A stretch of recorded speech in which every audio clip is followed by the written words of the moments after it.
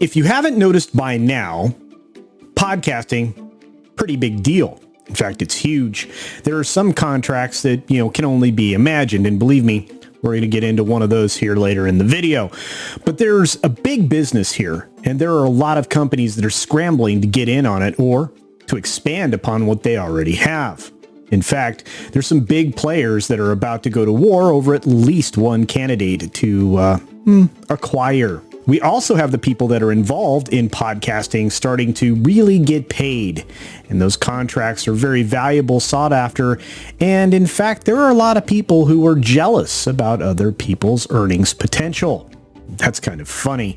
And then, of course, you have people making threats about whether or not they want to be on a given podcasting platform or not based on what else is there. Boy, are we going to get to a lot of things in this video. Here we go.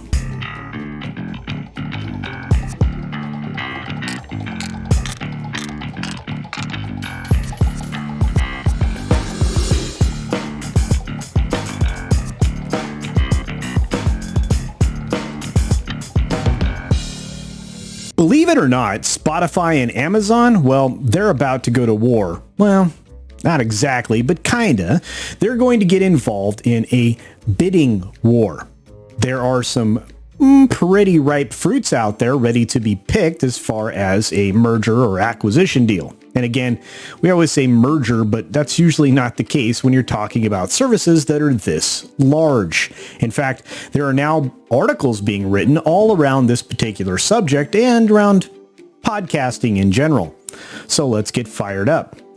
First of all, we have an article here that talks about Spotify and Amazon. From the article, why Spotify and Amazon are set to spark the next podcast bidding war. They are looking at audio boom. The podcast market's next marquee M&A deal may be on the horizon. That's according to a Sky News report, which reported earlier this week that Spotify and Amazon are mulling bids for UK podcasting company Audio Boom and could make offers as soon as this month. I would imagine they are already making offers as we speak. Of course, it's possible that Spotify and Amazon's reported interest in Audio Boom ultimately fails to take shape and a formal bid is never made. Well, actually, I think it's more likely to be made than not, but we'll keep reading. But it's not hard to see why either tech giant would be interested in owning the publicly traded Audio Boom in the first place. Well, of course they would. Audio Boom's a company that creates its own slate of podcasts, around 25 as of January 2022, but also offers a content management system to help a much larger slate of podcast creators, around 8,000 of those, with distribution to podcast platforms like Spotify. Monetization, of course, comes along with that, as well as analytics. The company also connects advertisers like NBC and Dell with the podcasts that it distributes, which means it goes to direct advertising markets. That's pretty cool.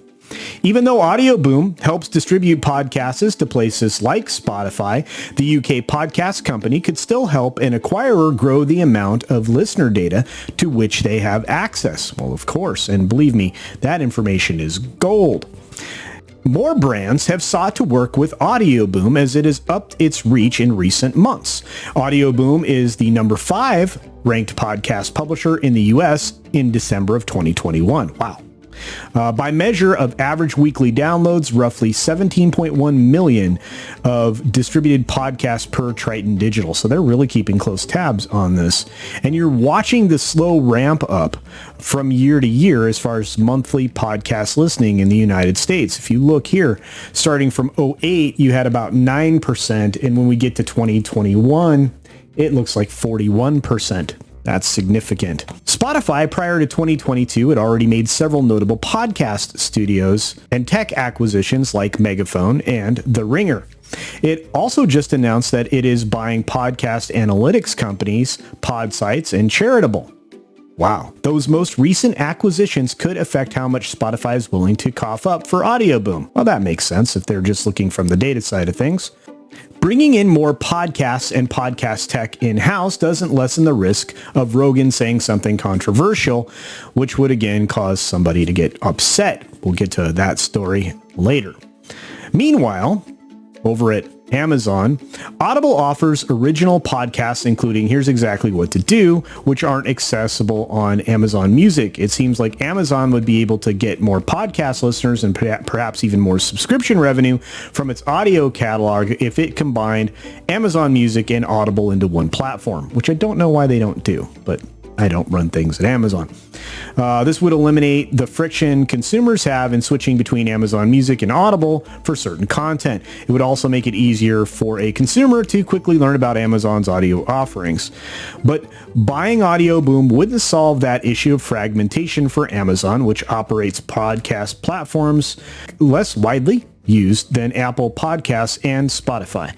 December data from Maru Matchbox suggests that basically it wouldn't work. We're looking at most popular podcast listening platforms. Guess what the first one is? Chances are you're watching me on it right now. YouTube. Second is going to be Spotify. Third is Apple. Then you have Pandora in fourth, followed by Amazon Music, Google Podcasts, iHeartRadio, Audible at just 10%. Wow. Which I can't believe 10% of people actually consume anything from NPR. Holy cow. Stitcher, which is about 5% of the market, Patreon 4%, and the other varying platforms about 13%. So it looks like if you started to acquire the little guys, you could start to compete right away if that's your goal. I don't know. Ultimately, closing a deal on Audio Boom would be significant expense for either Spotify or Amazon. I don't think Amazon would care. It probably could find that in somebody's chair in their office, but whatever. Investment firm All Active Asset Capital in July proposed a takeover offer for Audio Boom valued at over $250 million. So again, this isn't significant amounts of money for either of these companies, but whatever. They're mentioning here that the deal didn't actually materialize, which is why they're still available. Keep in mind that as of February 15th, Audio Boom's stock was up over 400% year over year. Good gravy.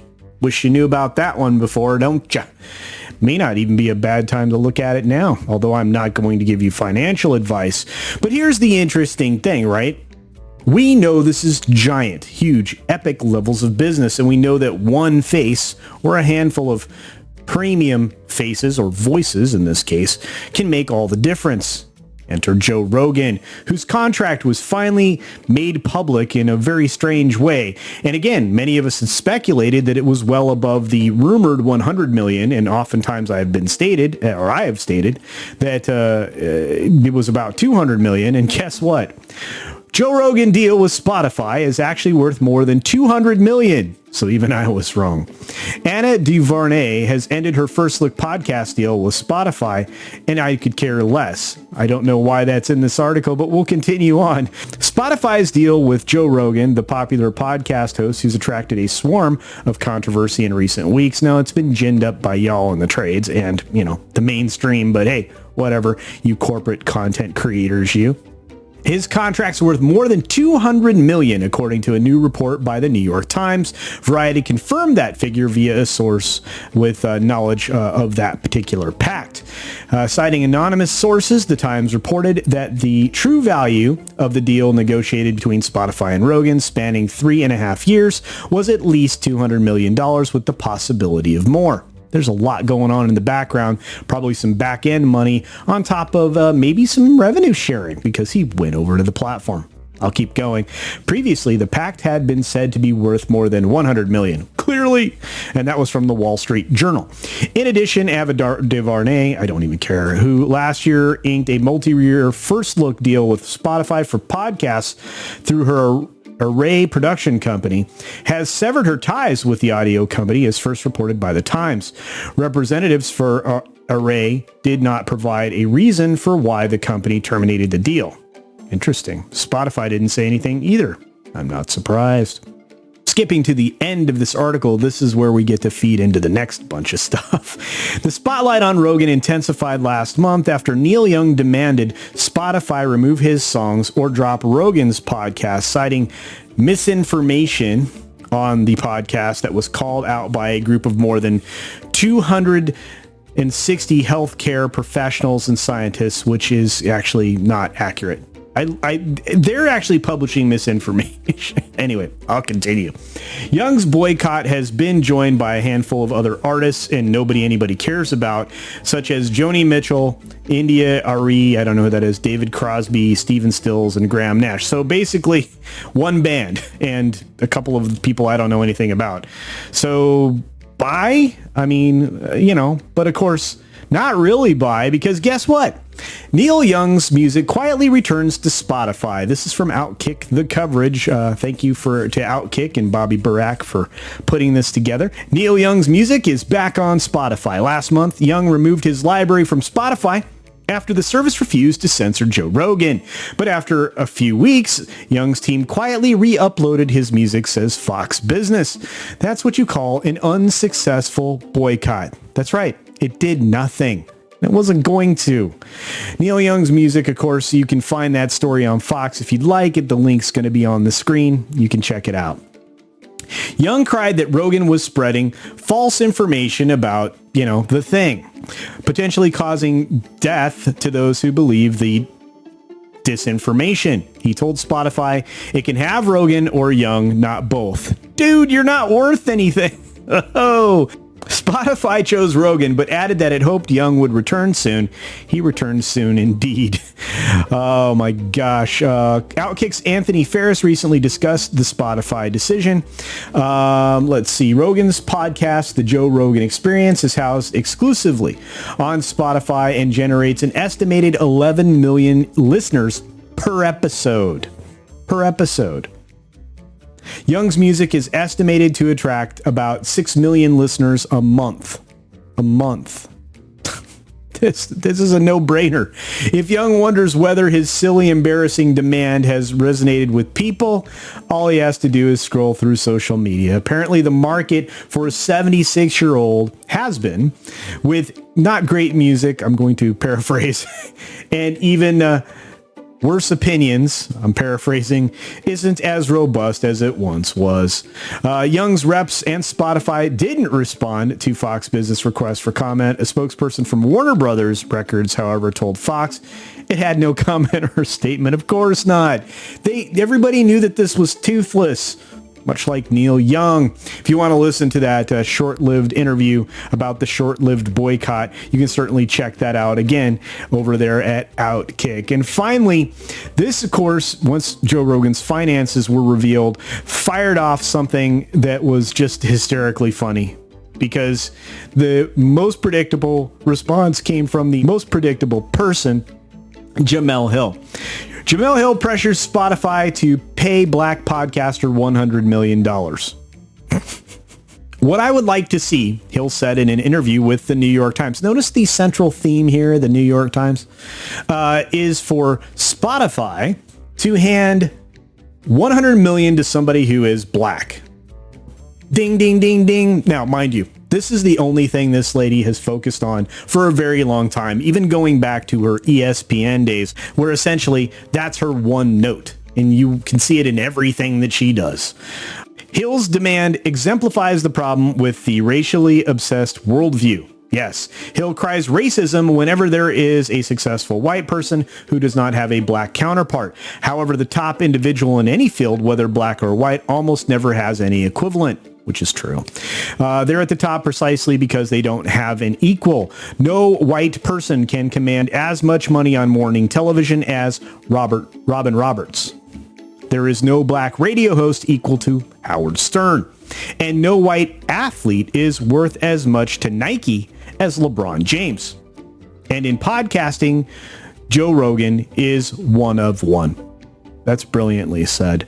But again, if you look at why Joe Rogan is paid what he is, which is basically $57 million a year, it's because of his annual revenue as far as ad sales go, competing offers from Spotify's competitors, the projected number of new subscribers that he has attracted and that he will attract, the projected number of users who would switch from Apple Podcasts to Spotify because of JRE's exclusivity, and of course many other reasons. But JRE, the Joe Rogan Experience, is the most popular podcast in the country.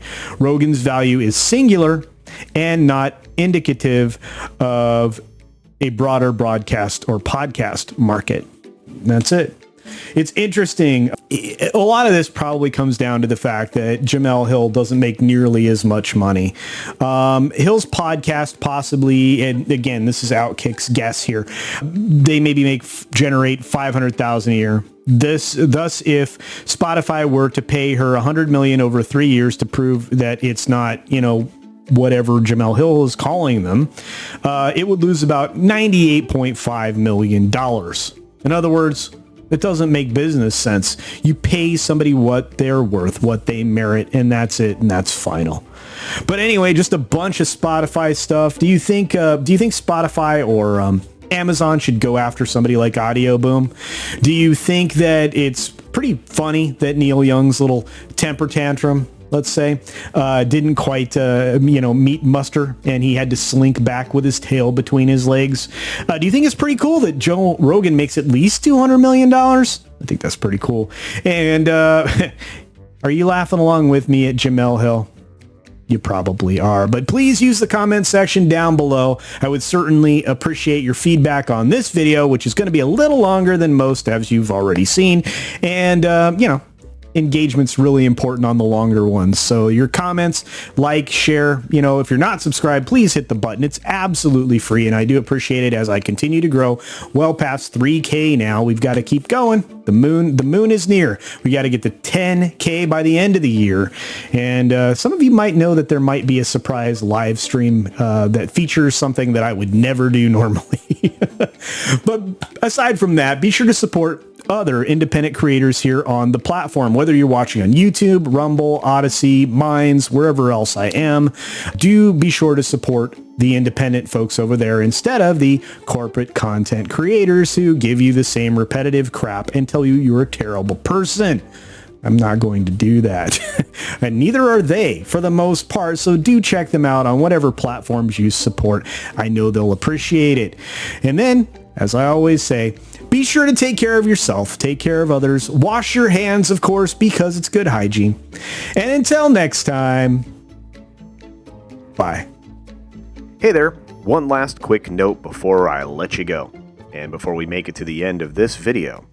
I, CultureCasino, have a brand new Teespring store. That's right, you can now go to Teespring, look up CultureCasino, or use the link in the video below, and pick out some handsome and beautiful CultureCasino merchandise with many different designs and styles and colors, many different items. I was actually surprised at all of the things that you could create, and I have some more designs and items on the way here shortly. But, if you want to support the channel in that way, there is some merch. Otherwise, here comes the ending. Thanks for visiting today. Be sure you're subscribed and hit that for alerts. Yay! Of course, like and share all of the videos that you can, as it helps with the algorithm. Have a great day.